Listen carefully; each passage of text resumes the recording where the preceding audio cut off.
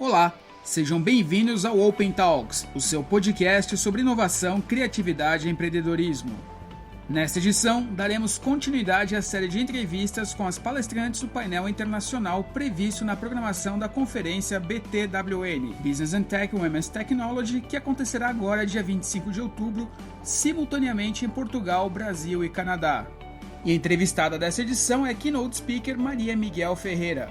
Atuante no ecossistema de startups, Maria Miguel desenvolve uma série de iniciativas que ajudam a moldar e potencializar o cenário de startups e inovação de Portugal.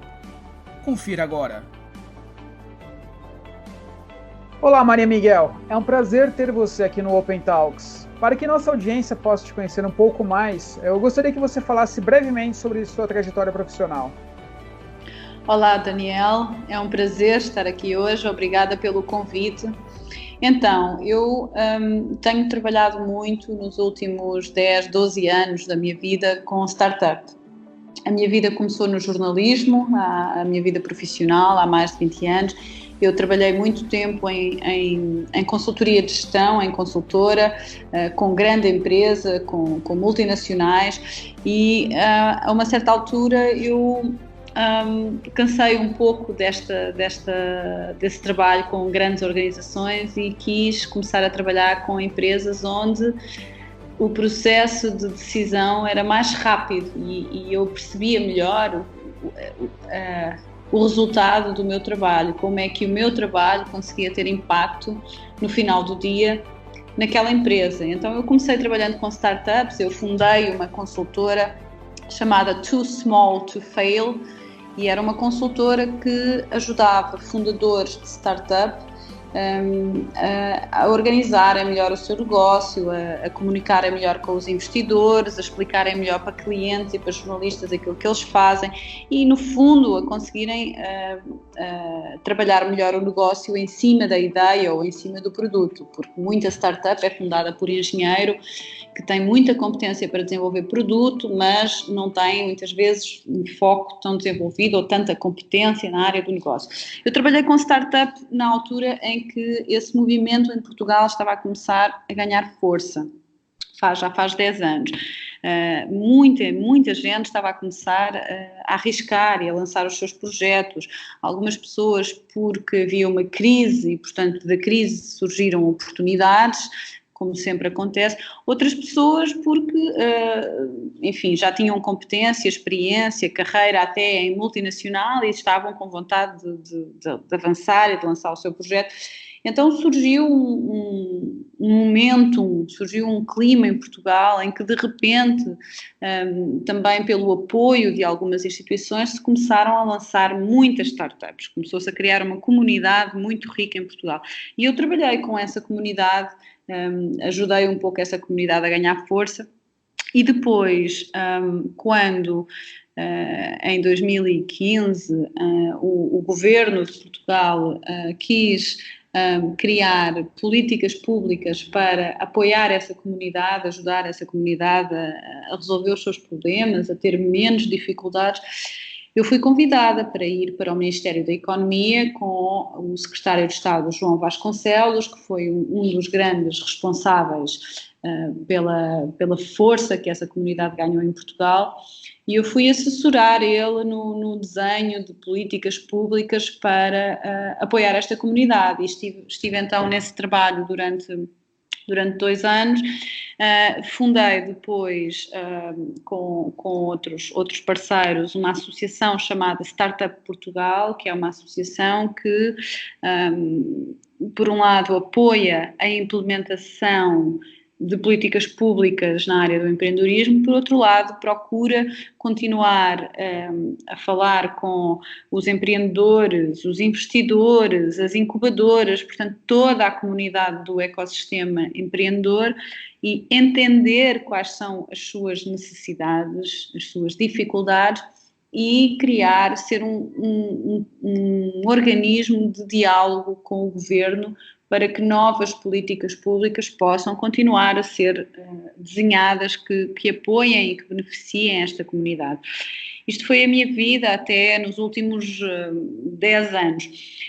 Mais recentemente, eu deixei a Startup Portugal e estou trabalhando no Porto, portanto saí de Lisboa, mudei para o Porto, no norte do país, e estou trabalhando com o CEIA, que é um centro de engenharia e desenvolvimento de produto nas áreas da mobilidade, da aeronáutica, do espaço, do mar, e a minha função aqui é um pouco tentar criar uma plataforma de aproximação entre a indústria e as startups, para que, por um lado, as startups possam ser um mecanismo, um ajudante de inovação para as indústrias e, por outro lado, para que as indústrias possam constituir-se como clientes e criar oportunidades de negócio para empresas novas que estão chegando no mercado, que são tipicamente as startups.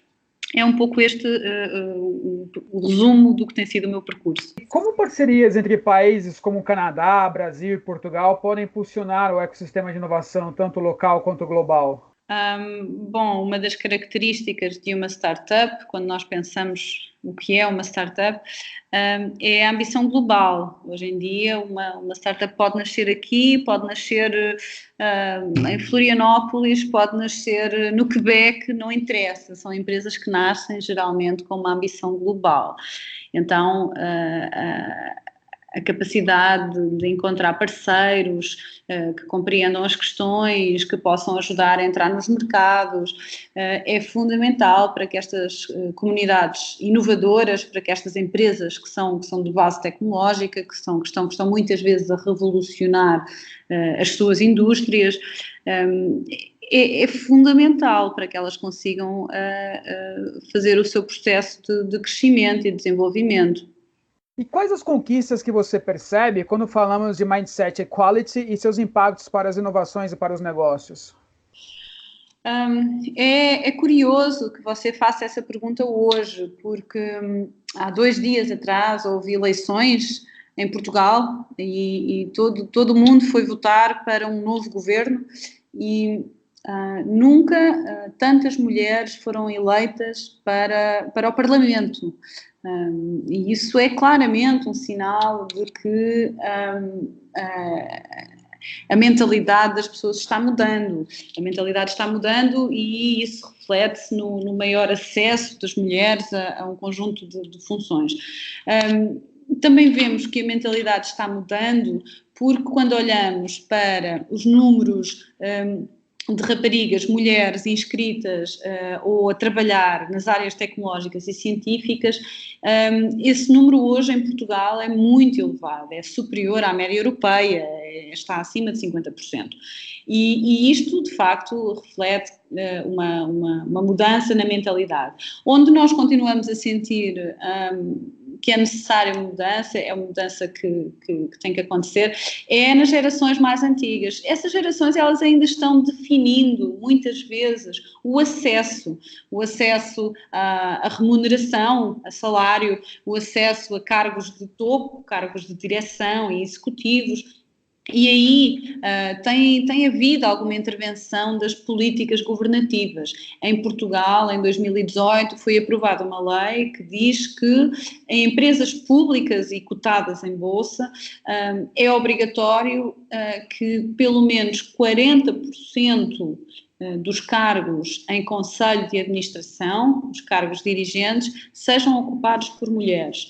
Bom, se isso fosse já uma realidade, não era necessário uma lei de cotas. Então, essa lei, ela acontece porque, de facto, em quem está tomando decisões, ainda há necessidade de encorajar e de induzir uma mudança de comportamento no que diz respeito à igualdade de acesso, à igualdade de oportunidade das mulheres. O mesmo se passa com a remuneração. A desigualdade em Portugal é das mais elevadas da Europa no que diz respeito à remuneração para um homem e uma mulher que desempenham a mesma função, e aí também é preciso ainda continuar a colocar alguma pressão sobre o assunto e eventualmente até talvez a legislar para pressionar uma transformação mais rápida do pensamento sobre essas matérias. Mas vemos cada vez mais sinais muito positivos na comunidade empreendedora, muita startup fundada por mulheres que está a surgir, equipas de fundadores exclusivamente femininas, não víamos isto há 5 anos e agora vemos em Portugal, e portanto eu olho para esta questão da igualdade com um olhar de esperança, até porque nos últimos anos a comunicação social tem colocado muita pressão sobre este assunto e portanto nós estamos a sentir que há um acelerar da transformação das mentalidades que é muito positivo. E você acredita que empreendedorismo e inovação devem caminhar juntos? Sim, empreendedorismo é inovação. O empreendedor é alguém que arrisca fazer novo, fazer diferente, fazer o que nunca ninguém fez. Então, para mim, não tem outra forma. Claro que criar um negócio e criar emprego também é uma forma de empreendedorismo e às vezes criar um negócio tradicional também é ser empreendedor. Mas o empreendedorismo que de facto consegue produzir uma grande diferença na economia é aquele que consegue taxas de crescimento muito mais significativas, um crescimento mais rápido e mais expressivo do que o negócio tradicional. E isso só pode ser feito à base de inovação, fazendo diferente, fazendo com base em tecnologia, inovando em modelo de negócio. Portanto, a inovação é fundamental para um empreendedorismo que queira ter mais impacto, criar mais riqueza e criar mais emprego. E, na sua opinião, qual é a importância de uma conferência como a BTWN? O que você espera da audiência dessa conferência? Eu estou muito, muito feliz por poder participar nessa conferência, porque, em primeiro lugar, ela é organizada por alguém que não é os suspeitos do costume. É um olhar que vem de fora para a comunidade portuguesa e certamente também para a comunidade do Canadá e também no Brasil e, portanto, os atores, os oradores, os protagonistas, eles são pessoas que, embora tenham contributos e percursos muito ricos e muito válidos, não são tipicamente os oradores que nós encontramos nas conferências de tecnologia, nas conferências de inovação. Então eu estou muito, muito contente por poder participar e estar entre pessoas que eu tenho muita curiosidade de ouvir falar, porque não são tipicamente os oradores deste tipo de conferência. E depois esta questão de ser uma conferência internacional, que está simultaneamente a acontecer em três continentes, em 3 regiões do mundo, ela é muito interessante, porque só pode enriquecer os nossos pontos de vista e as nossas opiniões. Eu acho que é muito audaz esta iniciativa e eu tenho certeza que ela vai criar pontes e vai aproximar as comunidades inovadoras e tecnológicas dos 3 países e, mais uma vez, eu só posso dizer que estou muito feliz por poder fazer parte desse projeto. E para encerrar, que conselho você daria para quem quiser atuar em inovação? Atuar em inovação eu acho que é muito importante estudar, porque se nós não conhecermos muito bem a área na qual estamos atuando, o objeto que nós queremos transformar, sobre o qual nós queremos inovar, nós não vamos ter capacidade. Então eu acho que o mais importante, a base da inovação é o conhecimento.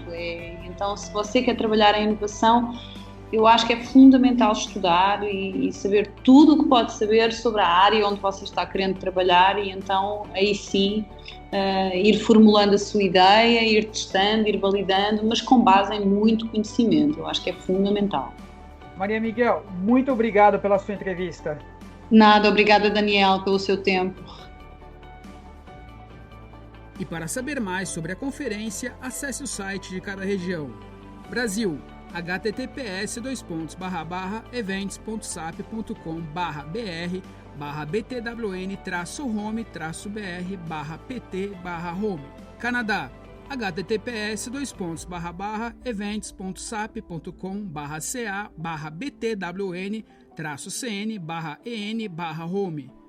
E Portugal, https://events.sap.com/pt/btwn-pt/pt/home.